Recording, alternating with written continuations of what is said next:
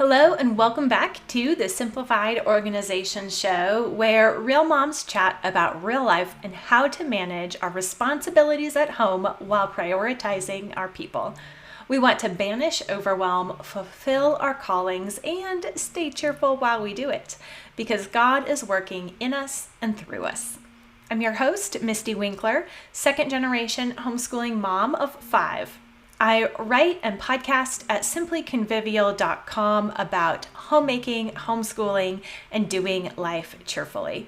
I'm also author of the book, The Convivial Homeschool, Gospel Encouragement for Keeping Your Sanity While Living and Learning Alongside Your Kids.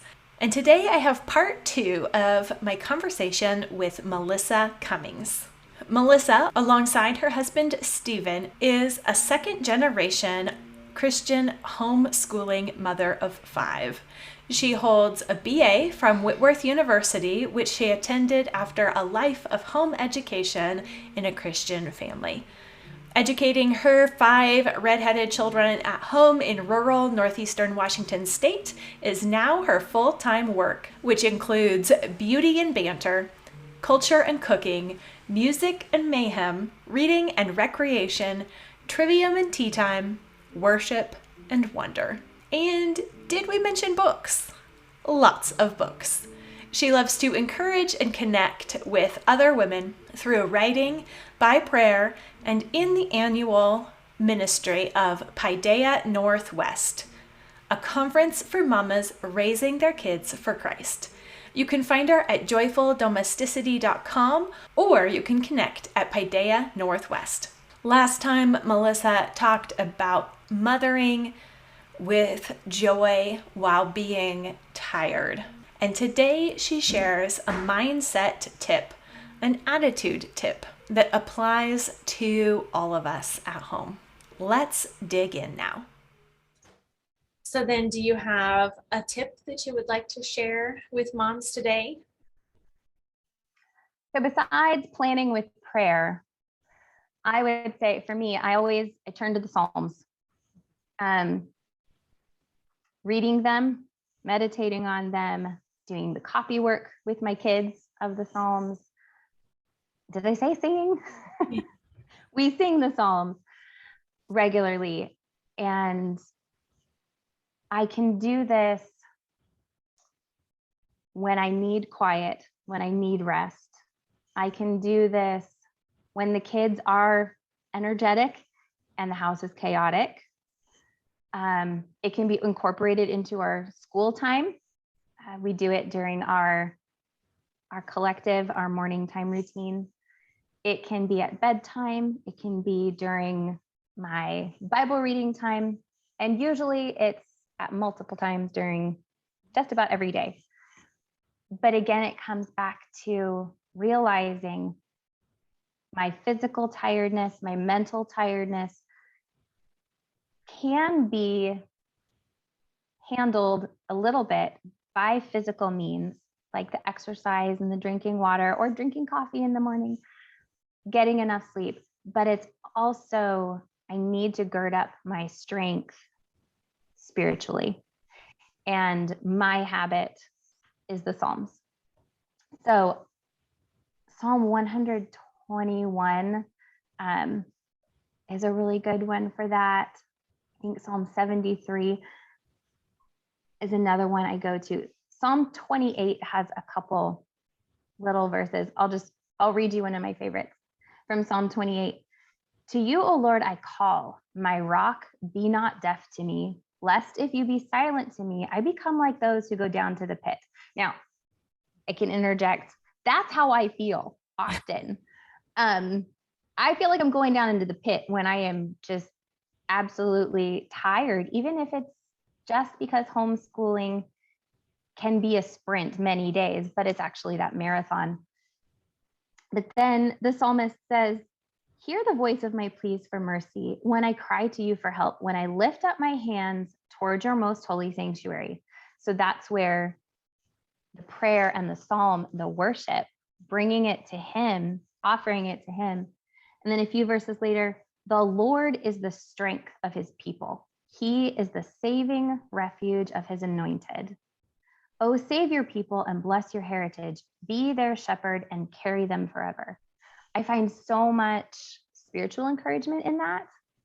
And when my spirit is encouraged and when my posture is laid down in submission to God, even when I'm tired, even if I'm dealing with pain in my hands, even if the kids are far too energetic, having those Psalms to fall back on, to read aloud to my kids or to read for 5 minutes on my own in the bathroom, it's physically reinvigorating.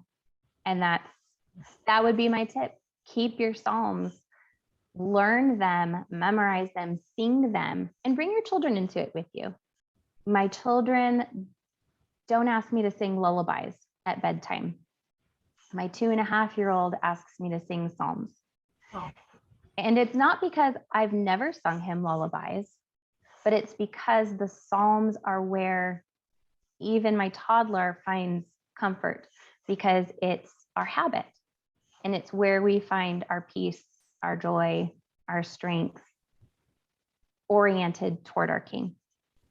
I'll put some links in the description, in the show notes, for people to find maybe some musical versions of the Psalms, if that's something that's not familiar. Do you want to share which ones are some of your favorites? So we have loved the Cantus Christi, and so we've used that for years. And the new 2020 version has, I think it's all 150 Psalms, but there's multiple versions. I don't know if it's for most or just for many of them, but there's Psalms that have been arranged into a hymn setting. There's ones that have canons. There's ones that are through composed, where it's actually like the New King James Version of the entire Psalm. And we love that variety of musical style. We're a musical family, and so we love to just jump in and learn all the parts, all the rhythms, all the styles, the chants. And so there's a lot of variety in that one hymnal. I'd say that's our favorite. I grew up on the Crown and Covenant, the red Psalter, Psalms for singing. Yeah, Book of Psalms for singing. I grew up on that one. And so those are ones that, I mean, in my dreams, I still sing some of those. But yeah, they stick with you, and they're real easy. Mm-hmm. And then the Trinity Psalter hymnal, that was the other one. The Trinity Psalter hymnal, I feel like it's a little bit less musically challenging. So if there's a family that's not naturally into the complicated sides of the music, there's a lot of things in the Trinity Psalter hymnal that are just really accessible. And then you can find versions of them online. You can listen to them, sing along with them, and that's just a huge musical asset, especially if you don't have a piano player or a guitarist or somebody else to plunk out the tune for you. Mm-hmm. Yeah, for a while when all my kids were younger, and I have a hard time keeping the correct pitch while singing if I'm just on my own. So I went around and just collected a bunch of accompanist CDs for us to sing along to. But now almost everything's on YouTube. So you just like search it and like, there it is. Oh, my life would have been so much easier. What's funny is you can even find different keys. So if you have a lower voice, you might be able to find one that's in a better pitch for you, or different tempos, because different accompanists play things at very different tempos. Yes. So yeah, kind of a nice trick. Well, and I have found in our homeschool and just in life that singing, it's like a diagnostic. Like if you can't sing, then you know that something is wrong. Like, okay, there's something you need to go like figure out what it is you need to repent of, because there's something you need to repent of if you can't sing. And for myself, That's so true. Yeah. And so, but when we can sing and do sing, it does just focus, especially when it's hymns or psalms. It focuses, it puts truth in our heads and in our mouths coming out, and in an extra powerful way with the music. So it really is a good resource to turn to memorize things by singing them, and then turn to them when we need that attitude adjustment. Yeah.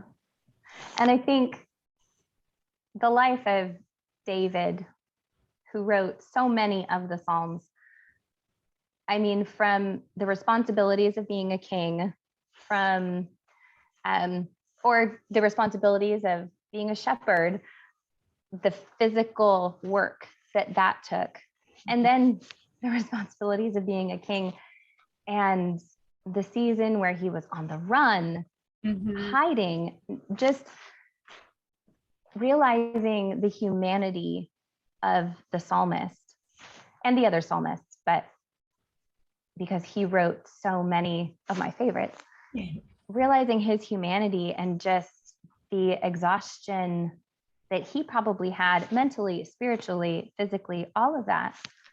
I feel like I can, like, he said exactly what I would have said, except much more eloquently and inspired. And yeah, it touches the occasions in life and just the occasions of our hearts.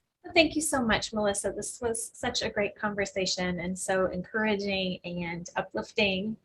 And I'll put links in the show notes for Melissa's blog, Joyful Domesticity, and Paideia Northwest. Also, if you're in our part of the country, then we would love to see you there.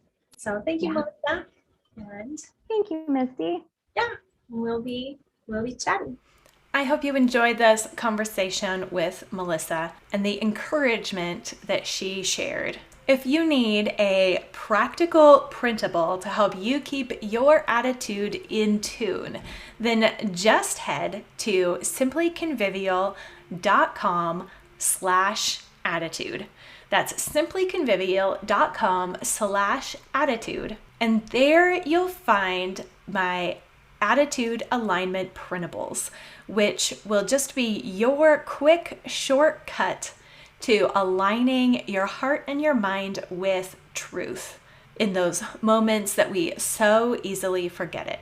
So go to simplyconvivial.com/attitude to get your attitude alignment printables.